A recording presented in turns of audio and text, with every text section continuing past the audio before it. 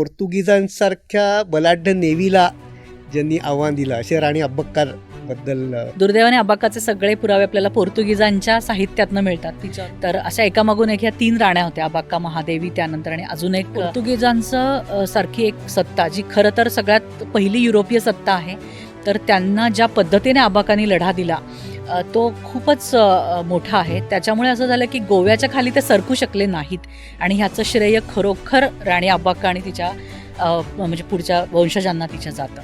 तर अबाक्का महादेवी ही स्वतः युद्धकुशला होती आणि त्यामुळे तेव्हा अग्निबाण जे ती अशी त्या सगळ्या सैन्याचं नेतृत्व करायची, हो, नारळाच्या ह्याच्यापासून ते सगळं बनवलेले होते.